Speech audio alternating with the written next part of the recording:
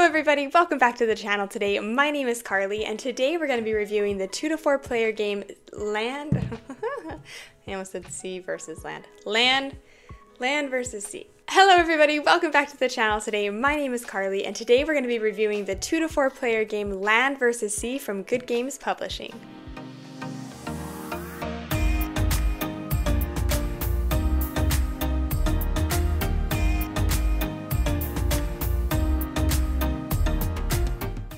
Land vs. Sea is a competitive tile placement game where players will be placing their tiles that they have in their hands into a central board location where they will be potentially activating abilities, but the main goal is to build out either the land or build out the sea, and they will score points accordingly. Before I dive into my thoughts on this game, though, I'm going to be giving you a really general overview of how this game plays, and then we'll come back here and I'll share my thoughts on Land vs. Sea. Land vs. Sea is primarily a 2-player game. There is a 3-player variant, and with the 4-player variant, you actually play on teams, but for the sake of this overview, we're just going to be explaining how the 2-player game works. In this game, players will play as either the land or the sea. Each player plays with 2 double-sided hex tiles containing a mix of land and sea shapes, and they will take turns placing tiles to create this map together. To set up this game, you will start by mixing up all the tiles. Make sure to find the starting tile and set that aside, as well as the volcano and whirlpool tile, which we'll talk about in a moment. Once all the tiles have been mixed up, you're going to separate them into 2 stacks. You will then set the starting tile in the center of both the players. Starting with the land player, players will take turns choosing and taking a tile from either stack of the deck until each player has 2 tiles placed in front of them. The land will go first, and on your turn you will play a tile. When you are playing tiles, you have to make sure to line up the edges so they match. If a tile that you place completes an area or areas for either the land or the sea, you will go ahead and score points accordingly. And yes, just to make sure you're clear, if you are playing as the land player and you accidentally complete a sea area,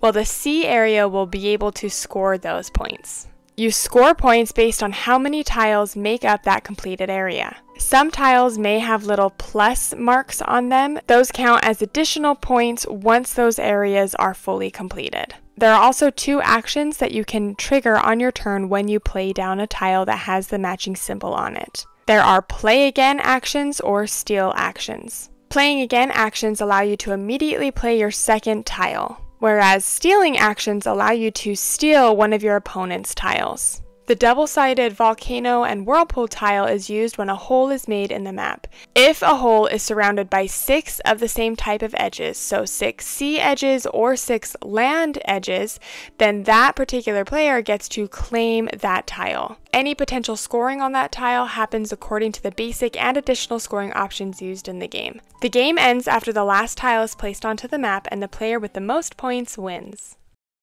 I really hope that overview kind of gave you a general idea of how this game feels and how it operates, but we're going to go ahead and jump into what I liked about this game. I really enjoyed how when you are placing tiles, not only are you potentially scoring for yourself, but you also are potentially setting up and helping score for your opposing player, which I really loved. It added that extra layer of, okay, this placement, it benefits me, but it also benefits my neighbor quite a bit. So is it worth it to build out that particular area, or can I find something else that helps benefit me even more than it's benefiting my opposing player? When I first learned this game, it kind of messed with my head a little bit. You really have to be strategic about the way you place and what kind of boundaries you are shaping for your opponent just as much as for yourself. That probably is my favorite part about this game, was that kind of back and forth, both players equally benefiting each other in different ways, and how you can strategically kind of tip stuff to kind of help benefit you more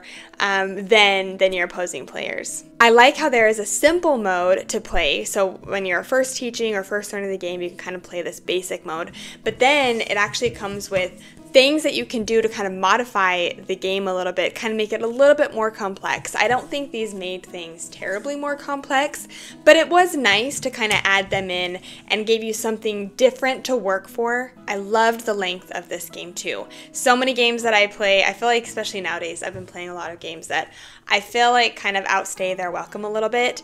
This game, it was the perfect length in my opinion. I never once felt like, oh, this game is going too long. In my opinion, it was the perfect exact right amount.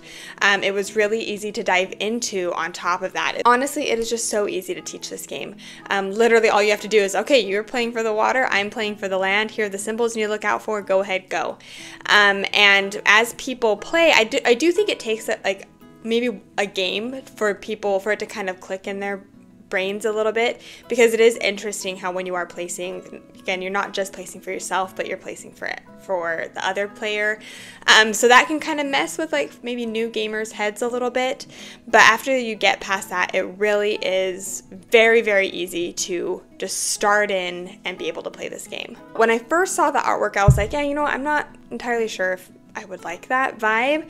But as you go and build out, it feels almost like it feels like an old-timey map. I liked the artwork more and more, like the bigger that this map builds out. I feel like I'm kind of backtracking here a little bit, but coming back to like how simple the game is, I feel like for a game as simple and easy to teach, it actually has a very high complexity level. Or for example, like it's just very thinky, because when you first start playing the game, you kind of start building out these big areas, and then you realize, oh no, what I actually want to do is I actually want to try to score, in a sense, kind of lots of small areas instead of trying to get one big area, because the bigger the area is, the more likely that your opponent is just going to keep laying tiles down that just keep extending your board, and that you're never actually able to close those off to score for all those tiles. And so it's just such a fun back and forth between players. You quite literally are fighting over this board, and you are fighting over those pieces that allow you to fully close off areas, and to try to get to them before your opponent can lay a tile that potentially just keeps extending your area of land, whether it's the land or the sea. Again, because it's a game that's so simple, I was just super impressed with the thinkiness that came with it, and how this game really kind of keeps you on your toes. It keeps you very much invested. I really enjoyed how even on top of just placing areas out, there also are like little symbols or powers that are placed on the tiles that you're placing that you're able to then activate, such as stealing tiles from your opponent, or these extra little crosses that give you even more points if you're able to fully enclose an area that has that. So I liked those little touches of kind of stuff that would mix up the game every once in a while. Now, while I appreciate that this game does offer a 3-player mode and a 4-player mode with it,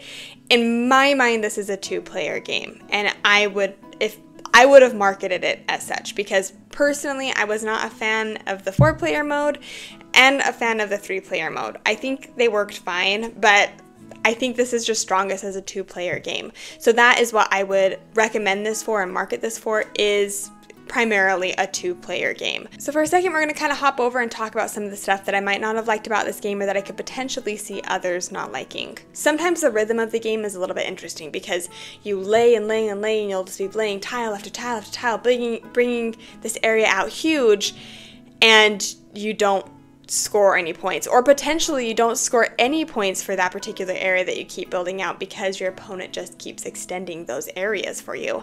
And so this is a game where you'll just be laying out a bunch of tiles, and then all of a sudden you'll score a bunch of points. And then you'll be laying a bunch of tiles for a while, and then all of a sudden you'll score a bunch of points.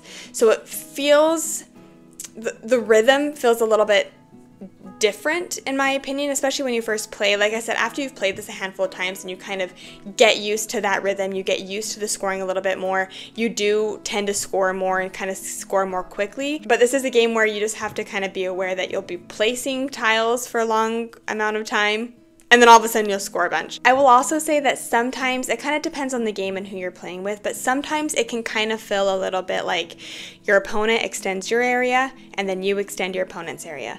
And then your opponent extends your area, and then you extend your opponent's area. And it can just feel a little back and forth without too much happening, almost kind of like a stalemate sometimes.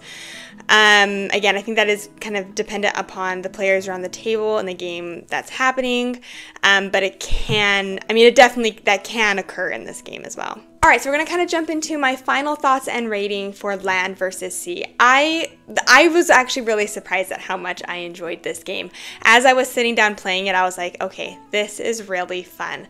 I think, again, coming back to my favorite part about this game is I love how every time you place a tile, you're not only just scoring for yourself, but you're also potentially scoring for your opponent. And so you have to be careful and you have to be aware of the abilities that you're putting down and when to trigger certain abilities. Like I know a really great ability is actually this one right here, how you're able to play a tile and then you can play your second tile.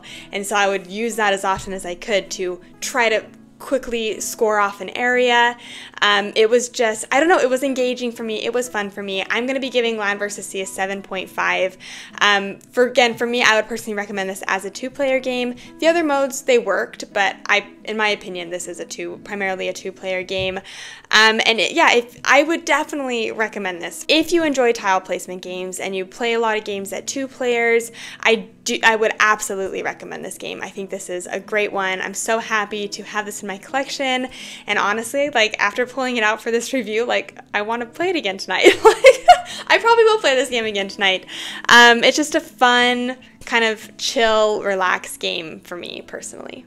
Alright, so those are my thoughts and ratings on Land vs. Sea. Wanted to give a huge shout out to Good Games Publishing for sending me this copy to review for you today. If you enjoyed this video and you haven't yet subscribed to the channel, it means so much if you could do that. It really helps support me and kind of everything that we're doing over here. But until next time, I hope you have a great rest of your day and we'll see you later.